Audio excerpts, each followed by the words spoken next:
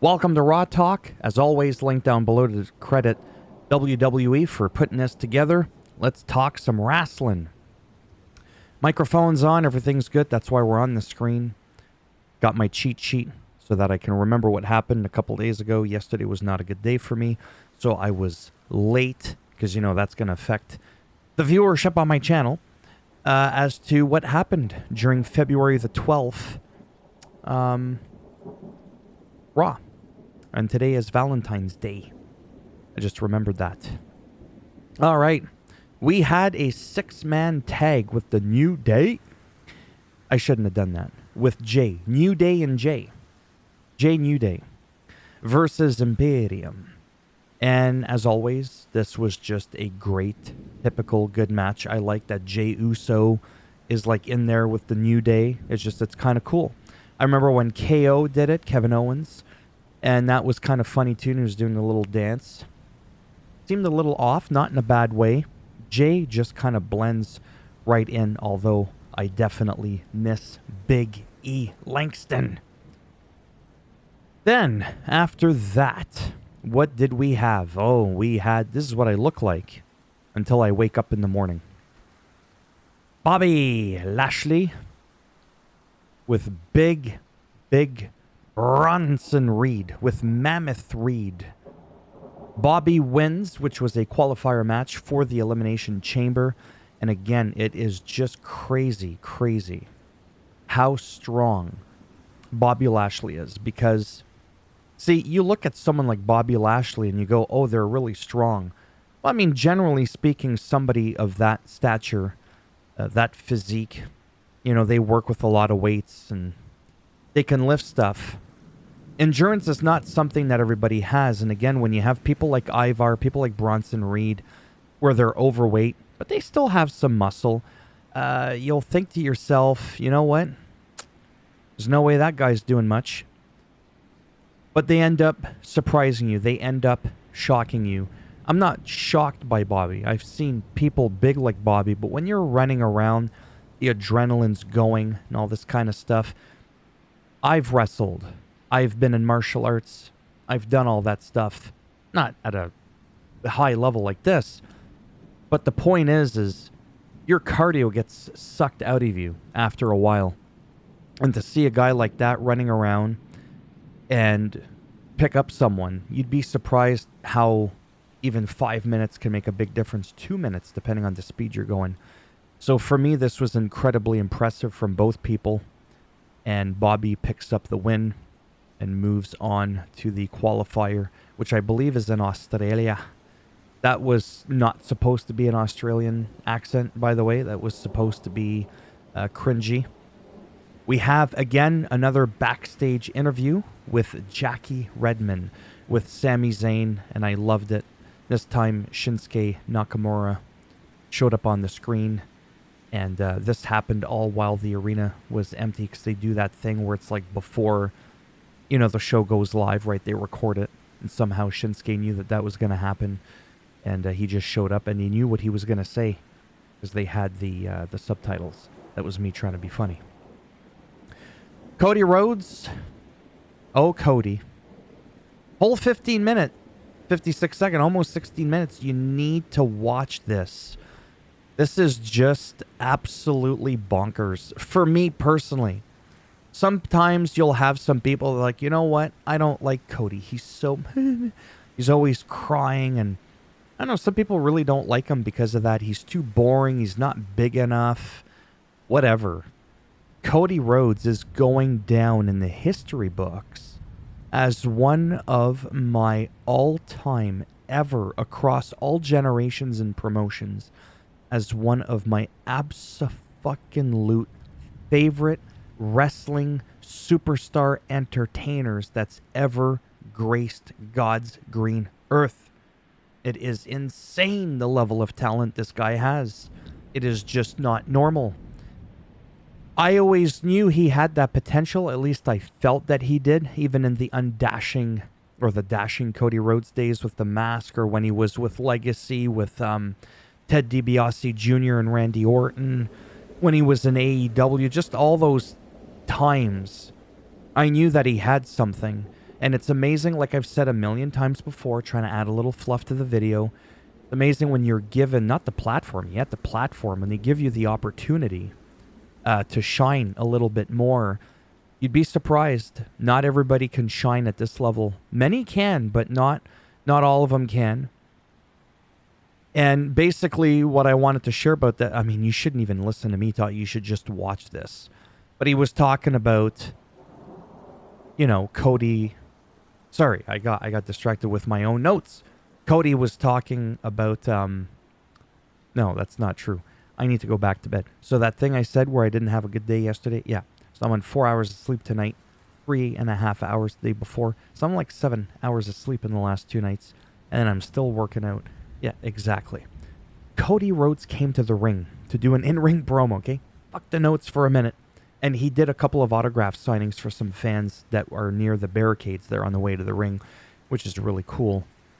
And he was just talking about, the good old stuff. WrestleMania, fighting Roman Reigns, The Rock, and all this kind of stuff.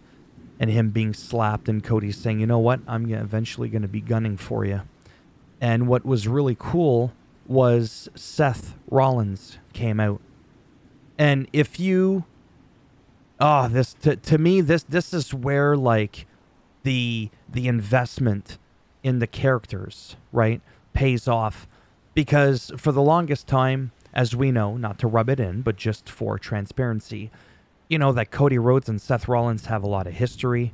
Even since he's been back now a couple of years, Seth Rollins is 0-3 against Cody. Would tell him, you know what, I don't like you, whatever. They just don't see eye to eye on stuff. I'm not too sure what that eye to eye stuff is that they don't see eye to eye on, but whatever. And, and for him to just come out and be like, look, who knows Roman more than, me? I was in the Shield. I'm partially to blame for how Roman is today. You have a shield in me, he said to Cody, and he says, you know what? The last time you did this at Mania didn't work out. Solo's in the way. Jimmy's in the way. All these people are in the way. Now you've got The Rock that's going to be there because he's going to be pissed off. He's going to be doing some goosiness. I can promise you that. That's where I hope Dustin Rhodes comes in temporarily, because it would just be cool because, real life blood brother of him, the bloodline versus the Rhodes, the Blood Rhodes. Anyways. But for Seth to come in and be like, look, man, I have so much respect for you. I felt that, what you said, because he helped him at the press conference, too, when The Rock slapped him. He came out to his defense. So to me, it was just a great moment, saying that he has his back. And that whole time that he's talking, Cody remained silent. Take that banner off his nose. So for me, that 15, 16-minute in-ring promo, it's funny because we go on about loving wrestling for the actual wrestling sometimes. Oh my God, did you see that flip? Or holy shit, Undertaker threw Mankind off the steel cage. It was like 25 years ago. Don't get me wrong, the wrestling is cool. But sometimes these moments for me are equally, if not at times, more entertaining than what happens in the ring. What happens in the ring is just finishing the story to a small story that's going on, like when you had Cody and Shinsuke. Now it's Sami Zayn and Shinsuke, right? Now you've got Final Testament and Bobby Lashley and the Street Profits and Beef. I'm just going to call them the Hurt Business. Versus, you'll have your little mini-series between them. So this was really nice to see. Like I said, for me, it was definitely the highlight of the night. And if you didn't see it, like I said, right there, you don't even need cable provider. You don't need to pirate it. It's right there on the WWE network. Moving on, backstage, New Day and Jay interview. He's told that he's facing Gunther for the title next week on Raw, which is cool. It's fine. It's fine. It's great. I'm happy that it's happening. But Vince Russo said something when we were in a conversation. Well, I mean, he knows me, but more of me than knows me, if that makes any sense. We follow each other on Twitter. And we sometimes have little brief, little back and forths, which is cool. I appreciate him a great deal, actually. And he said that wrestling nowadays has become too predictable, and it's kind of true. It's sad when you go, oh yeah, Jay and Gunther, that's going to be awesome. There isn't often, I find lately, an element of, oh, I wonder who's going to win this one. And then when it does happen, and it's not what you were expecting, it just makes it that much better. We all know that Jay Uso, with all due respect, is not beating the longest reigning Intercontinental Heavyweight Champion of all time on a non-pay-per-view, non-premium live event showcase. It's not happening. It's very, very unlikely for that to happen. I don't see it. Anyhow, so that's what that was about. Then we had Liv Morgan and Zoe Stark. Pretty good match. I actually did not know that Liv Morgan was going to win. Well, because she's been gone for a while and she's pretty decent in the ring. Like I said, there's some that are in for just show. Not as much nowadays, I find. I have to admit, nowadays compared to 20 years ago. 20 years ago, it was like, for the women, it was like, you're there because you're just really freaking good at what you do, a.k.a. Trish Stratus, and then you're there just for looks, a.k.a. Stacy Keibler. Nowadays, it's pretty much like everybody's in there because they can actually wrestle, though some much better than others. And for me, I've said this since day one, and I'm not changing my mind. I'm not just looking at the Harley Quinn blonde beauty looks fool me. But Zoe Stark, man, is a monster. Like, literally one of, in the modern era, one of my favorite female competitors. Just so agile, so good, so precise. There's like zero hesitation. Like, it's just so good. It's so natural. It's fluid. And Liv Morgan's up there pretty much too. She's pretty darn good. There's no doubt. And sometimes you can have your off moments. Like even one of my favorite superstars of all time in the women's division, Charlotte Flair. She had a little bit of a thing there for a while where I was like, I don't want to make it seem like I'm always dunking on them, but what the hell was that match? And it felt a bit off. And then all of a sudden it was like, but then at Mania or SummerSlam, it was like, oh my God, did she go over the top, for a premium live event? And then when it's like just a Raw, you don't give it as much. No, maybe some people can have an off day, really. Anyways, I'm not saying Liv had an off day. I thought she actually did really, really good, considering, if I'm not mistaken, was this her first or second match since she's been back? Because I think she had a real injury. That's the problem. Speaking of injuries, sometimes I can't tell if somebody has an injury, like a real one, or if it's scripted, and then they come back, and then I find sometimes looking at anybody, doesn't matter, man, woman, doesn't matter, sometimes they're a little bit rusty at first, and then, but then you have people like Randy Orton who come back, and it's like they never missed a beat, like literally. So I was impressed with Liv, honestly, considering it had been a while since she's been in the ring. I don't know how they train to get rid of the ring rust so that people don't get hurt, like in the case of Shotzi, who, by the way, suffered a pretty serious knee injury on an NXT taping. Somebody at Ringside News said that she suffered a grave injury, and then I started hyperventilating, thinking she was like fucking paralyzed or some shit.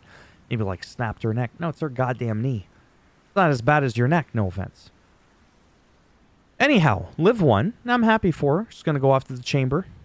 I think this was a Chamber qualify. Yes, it tells you right there. There you go. Qualify for the Elimination Chamber in Australia. So, yeah. All right. Backstage, the Judgment Day. Damian Priest lays into Truth and just basically says, look, man, you were never a part of the group. There was never an initiation, a reinitiation. And then Truth whispers, Priest's like, no, man. It just, no. The fun and games is over. And basically said it's done. And then he had his match against JD. And then that's where you could see Truth calling The Miz, and Adam's like yelling at him like, come on, let's go. You're going to be late here. This didn't go as I wanted. Truth lost the match. Truth is so good. 52 years old, man. But yeah, JD won. He got to dunk his nugget in the sauce there. And basically he got jumped by New Day, and then DIY came out, which makes sense because he's friends with Tommaso Ciampa and Johnny Gargano, Mr. Wrestling. So that was cool. And then backstage we had Cody. Cody Rhodes, obviously. Cody Rhodes boosting Sammy's confidence, saying, hey man, believe in yourself. I believe in you. You have my full support. They all love you, talking about WWE Universe. And for me, I just love those, like I said, those small little snippets, because we often see a lot of wrestlers tearing each other down and stuff like that because they're trying to be the best. So when you have a moment like this where they're like, you know what, you got this. You're going to be fine. It's always nice to see. Becky Lynch with an in-ring promo. Really good promo. Talking about becoming champ and facing Rhea. And then Nia Jax comes out talking some bullshit. She's good at her role, don't get me wrong. I just don't like her. I can't like everybody. It's not a personal thing. It has nothing to do with that. Then Rhea comes out. Loud pop. Man, people love Rhea. And rightfully so. Because to me, like I said, like Rhea Ripley, Zoe Stark. There's a few others. I'm just having a hard time right now thinking. They're just like, wow. Like they're just so good. It's just ridiculous. Like absolutely ridiculous. And yeah, there was just a small brawl that broke out. As you could see here, Rhea bonked in the noggin Nia, whatever, out of the ring. Like I said, I'm half asleep. But this was good, and I can't wait to see, is it going to be Rhea and Becky? Yes. That match is going to be interesting. However, when it comes to Rhea and the title, I absolutely want her to be like the longest reigning champ ever. I know we're doing it with Gunther and Roman Reigns, but man, wow. Like, she's so believable. She's like, and I mean this in a very positive way. Actually, I shouldn't use his name. That's good. It's not going to be... Damn it, can I use his name or not? She, Rhea, reminds me of like young Brock Lesnar in the sense of the next big thing where you have somebody that comes on and they're just so imposing. They're such a menace. They're such a force to be reckoned with. And that's when I think of Rhea.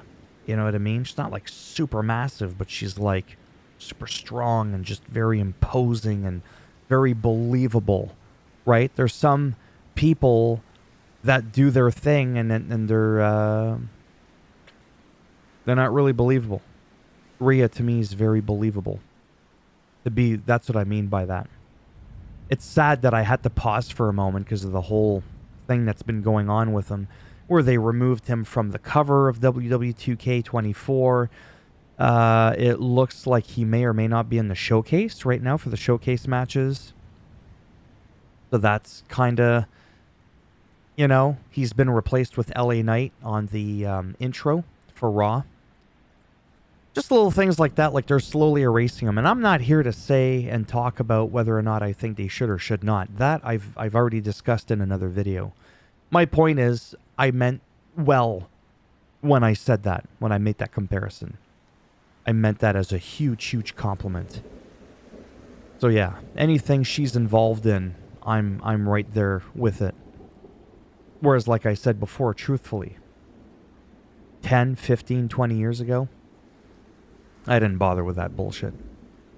No. All right. That's that. All right, moving on. Are we there yet? No, we're not. Backstage, there was an interview with Drew talking about Cody and how he should watch it next week or he won't make it to Mania. And what I always say is, what's with those threats? The whole like... Now, I'm taking this a little bit too far, but let me have a sip of my Pepsi. I'm talking so much, my mouth is going dry.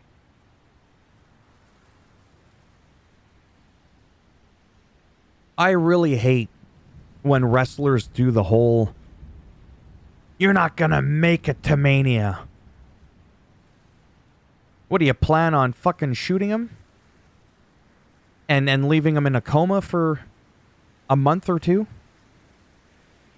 Like, do you know how bad you have to beat someone? And I get it. It's storytelling. I'm just saying. You better watch it or you won't. People are talking about that in like December and at the Royal Rumble. I'll beat you so bad at the Rumble you won't make it to Mania. Like a 3-month window there. And I'm like, I don't know.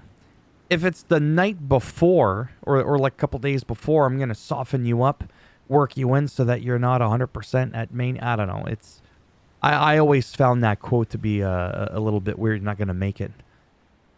I don't know. I just find that really bizarre. Then we had a backstage. Oh, yeah, this was funny. Backstage with R-Truth and DIY and thanking them and stuff. And I almost called him Tomato again. Tommaso Ciampa was all like, The Miz called us, said to keep an eye out for you, so we did that. And Truth is just all like, I never would have thought, man, I'd be here with DX. Get a DIY DX. They're like another couple of acronym letters, both start with D. And then Tommaso Ciampa has that Triple H look, right? With the shaved head, the beard. So that was funny. But Johnny Gargano does not look like Shawn Michaels unless he had like really long hair. You know what I mean? But it's still funny because it's just so goofy. It's like, we're not DX. And then the whole, like, I got 2 words for you. And Johnny's like, no, don't say that. It's 2024. You'll get canceled. But now you could say bitch ass and all that on the TV there, like with The Rock when they recapped the show with Pat McAfee. Speaking of McAfee right there. What am I supposed to do with the nuggets? Like, stick them up your ass. That was something. Yeah, so, again, Truth, I never get bored of him, really. And to me, he's more than just a comedic relief. He's a great in-ring competitor. He's a rapper. He's just an overall amazing, amazing talent. LA Knight versus Ivar. Nice match. LA Knight wins, and I'm happy that he won. I truly felt like that could have gone either way for the Elimination Chamber. The part that surprised me the most, he slipped once, not in this match, but before. It's live. What do you expect? It's not a botch. Just shit happens. Where he runs... ends up right on the top rope. First of all, that's hard to do. That's hard. I've been in a ring. It's hard to do. To just jump and then end up at the very top rope. And then pick him up. And even though he has to go along with it, if you look closely at that suplex, the superplex from the top rope, Ivar didn't really give him much to work with. He didn't really push with his legs. You could just see it in the physics of how the motion was going. A lot of that was LA Knight's strength. Not only are you up there, you're picking him up, you're trying to keep him and you safe so you don't have a Carmelo Hayes, Austin Theory situation. And to me, that was incredibly impressive. Like, that was athleticism. And really quickly, when people... I was going to say, when people ask... No one's asking me shit. When people ask others online that are more relevant in the wrestling world if they think that, The Rock coming back and Cody and CM Punk and all that is stealing some thunder away from LA Knight, I don't think it is. I think he's just as big as he was before a couple of those names popped into the fold. It may have shoved him back at the end of the line a little bit. It's hard to say. That can sometimes be true because if you look at Finn Balor, the first ever WWE Universal Champion when the belt was red on Raw, and he lost to Rollins, who injured him. Or he didn't lose, he won. I meant the war. He lost the belt. He had to relinquish it, sorry. Finn Balor never recovered from that. But they had him as the guy. The first ever Universal Champ. And then he pretty much has to relinquish it within no time, shortly afterwards. And he never recovered back from that. So they could have had a vision of, yeah, let's do this with LA Knight. Now The Rock's coming back for a bit. Now CM Punk is back. I don't think it's hurting his star power. Is it hurting his potential chance at holding the gold? I mean, there's a small chance. tiny one. I mean, LA Knight's not 30 or 32. He's pushing 40, right? So, and that tends to be that age where things start to kind of slow down for a lot of people, unless you're The Rock in his 50s. Same. And it's funny because people will be like, oh, he needs to slow down and let younger talent get the spotlight. Well, R-Truth is getting the spotlight. He's the same age as The Rock. Literally, they're both 52 or something. Yeah. Anyhow, this was a great match. Again, very happy for Ivar. And yes, I am going to say it again. What I really like about Ivar is just that. I can identify looking more like Ivar, except for the hair part, than I can LA Knight. I'd rather look like LA Knight, but I look more like Ivar. A bald Ivar. I look like a mixture between Ivar and The Rock. Yeah. If you know what I mean by that. And I really like that because, again, you're going to look at someone like Ivar sometimes and you could be thinking, yeah, okay, this is going to be great. He's going to be gassed in 2 seconds. He's not going to be able to go the distance. Guy's not going to be able to kick above his knee, and he's fucking doing spinning shit and like a Mortal Kombat character moving around like fucking Spider-Man. And that's what I love. I love that whole, oh, I didn't think he could do that. Right? Because you judge based on how somebody looks. And there's a bit of truth to that because normally people of his stature aren't able to do those things. So it makes it that much more impressive. It really, really does. So yeah, this was great for me. And then Sami Zayn ran into Drew backstage. And I want to talk about that because he told him, keep his nose out of his business. Stay out of my business to Sami Zayn. Keep your mouth out of my name. Keep your name out of your mouth. This is why I can never be on TV live, man. I botch everything. Okay? But what was really cool, and this is rare, Sammy is like walking towards the camera, walking away from Drew. And Drew was like, being told, you're in my way. And Drew actually stepped back, let Drew,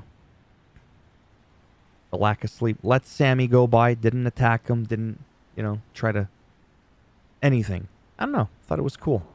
Do that because, again, Drew, right? Speaking of Drew, even though I'm like, oh man, he went heel, why can't I enjoy him just as much? He doesn't have to be cheered by the WWE Universe to be appreciated. I feel like Drew is, I don't want to say at his best, maybe, when he's a heel, maybe. Some people just work better as a heel. Orton, I find, is very by that way. Like, you know what I mean? Like, hopefully you know what I mean. He could go both ways, literally, heel or face. It doesn't matter. Really, really doesn't matter. And Drew can do it too. Don't get me wrong. He can do it. I just feel he gets a little extra intense when he's a heel. Maybe it's just a heel thing. I don't know. Backstage, Adam Pearce. I forget her name, the other girl. She looks like she's 15 and just got back from a rave. Adam Pearce had Chelsea complaining. Just the way she does her speech as Chelsea. I have to admit, she really does play her part very, very well. You had Indy Hartwell there that was talking because she hopes to fight in front of her friends and family in Australia. Right? So Indy Hartwell, but the other one is like half the height of Indy Hartwell.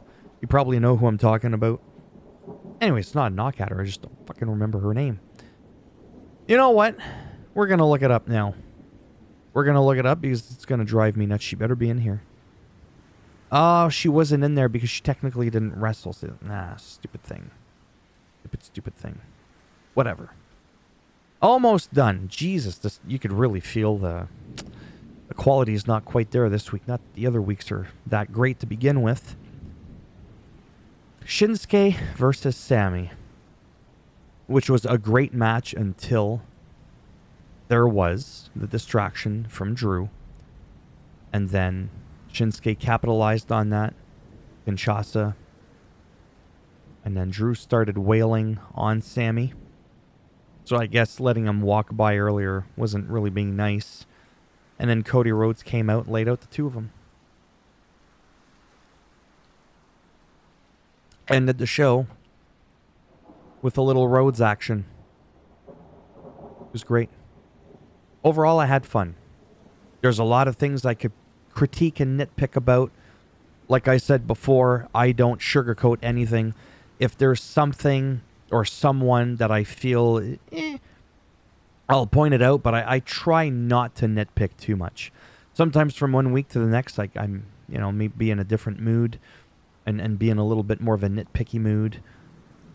But overall, like I said, when it comes to the recaps, I'm not here to really grade the recap and tell you, well, this was a good show. I just want to share with you what went down, literally recap it. And yeah, sure, quickly share my thoughts on it, which is usually met with some enthusiasm and some of the highlights of that night. Like I said, I really like discussing these. I feel like they hold me accountable to watch the show, because before I would be so depressed and tired and just didn't want to do anything with anything, let alone watch wrestling. I would watch it, but I didn't really, and I would just skip to the interviews and skip halfway through the match because I couldn't just sit there for, 2-3 hours watching the show every week, and then Friday night SmackDown on top of that.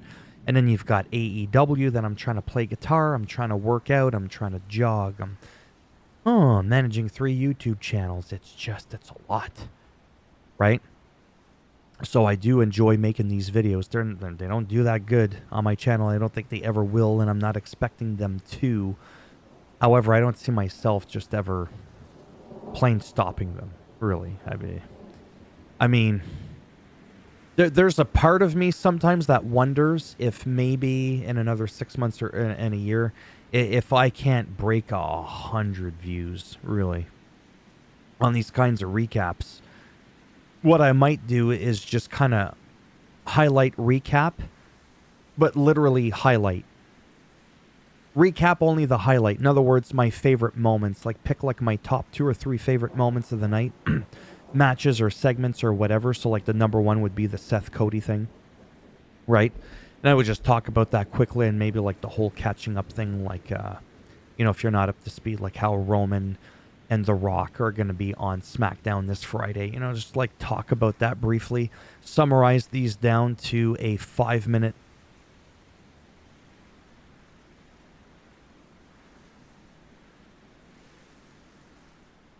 I'm over a half hour. What the hell have I been talking about?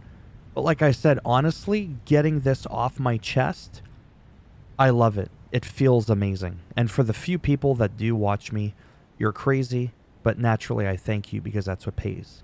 It's what pays me the big $20 every month. But keep it up. I need that money. For real. And if you like the video, go ahead, give it a thumbs up. It does greatly help support the channel with the algorithm and keeping me somewhat supposedly relevant in the search results when people are looking shit up. If you didn't like the video, go ahead, give it a thumbs down, bend it in half, twist it, and break off a solo Sokoa Samoan spike in your ass. And if you want to subscribe to the channel, naturally, that would be great. I talked for so long, my thunderstorm loop audio. Oh my god. I gotta go. It's done. Thanks for stopping by. Hopefully, maybe, I'll see some of you in the next one. Bye for now.